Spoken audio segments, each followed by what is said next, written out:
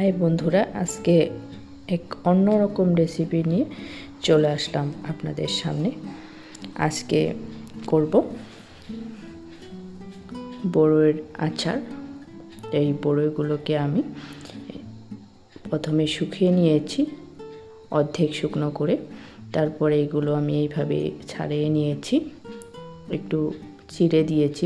সবগুলো বরই আমি চিড়ে পরিষ্কার জল দিয়ে ধুয়ে নিচ্ছি।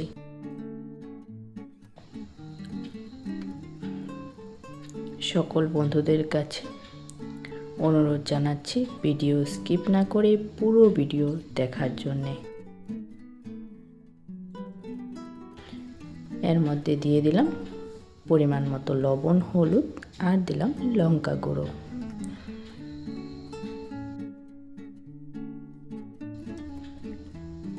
এবার বরইগুলো আমি মেখে নিচ্ছি। মেখে নিয়ে রোদ্রে মেলে দিব।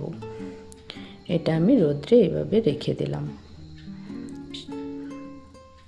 এবার বরইটা শুকিয়ে গিয়েছে, দেখতেই পাচ্ছেন। এবার আমি কিছু উপকরণ নিয়ে নিয়েছি।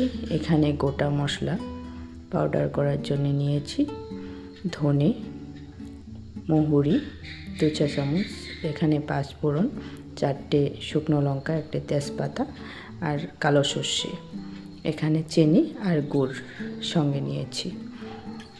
এখানে আমি প্রথমে শিরা একটা তৈরি করে নিব। শিরাটা তৈরি করার জন্য একটুখানি জল দিয়ে দিলাম একটা কড়াইয়ের মধ্যে।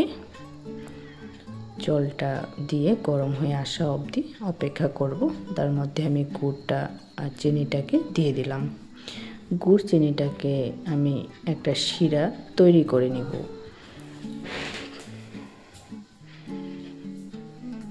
আচারের জন্য শিরাটা আমি তৈরি করে নিচ্ছি প্রথমে। এবার কিন্তু চিনি গুড়টা বেশ ভালোভাবে গলে গিয়েছে।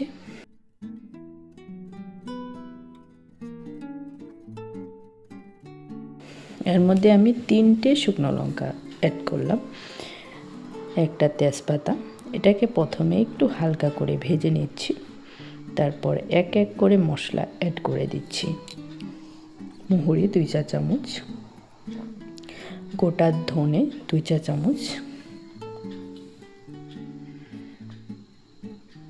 একই সঙ্গে দিয়ে দিলাম ধনে আর মহুরিটাকে প্রথমে কিছু সময় ভেজে নিব হালকা করে, এতটাও ভাজবো না। এর থেকে একটা গন্ধ ছেড়ে আসবে সুন্দর। এভাবে ভেজে নিয়ে আমি কালো সর্ষেটাকে লাস্টে দিয়েছি। সর্ষেটা তাড়াতাড়ি ফুটে যাবে। এভাবে ভেজে নিয়ে আমি গ্যাসটা অফ করে দিলাম। এবার তুলে নিয়েছি, দেখতেই পাচ্ছেন। মশলাটা আমি এরকমভাবে ভেজে নিয়েছি পাউডার করার জন্যে। একটা মিক্সিং বোলে নিয়ে পাউডার করে নিব। এদিকে আমি কড়াই নিয়ে নিয়েছি, আর একটা কড়াইয়ের মধ্যে দিয়ে দিলাম একটা শুকনো লঙ্কা।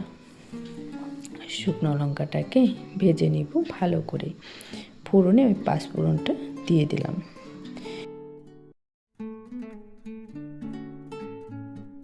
এর মধ্যে বরইগুলো দিয়ে দিলাম। তেলের মধ্যে বরইটা দিয়ে একটু ভেজে নিতে হবে ফোড়নের সঙ্গে। এবার বেশ ভালোভাবে নাড়াচাড়া করে কিছু সময় ভেজে নিব বরইগুলোকে। ফোড়নের মধ্যে এইভাবে নাড়াচাড়া করে বরইটাকে আমি একটু সময় ভেজে নিয়েছি।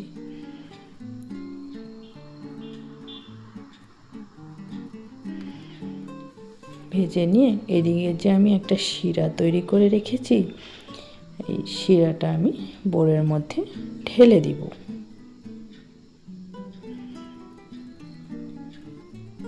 শিরাটা আমি দিয়ে দিলাম। শিরাটা দিয়ে নাড়াচাড়া করে সবগুলো বরইয়ের মধ্যে মিশিয়ে দিতে হবে ভালোভাবে, যাতে শিরাটা সবগুলো বরইয়ে ঢুকে যায়।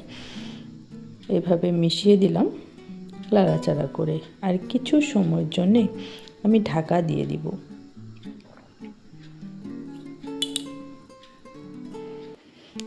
ঢাকাটা তুলে নিচ্ছি।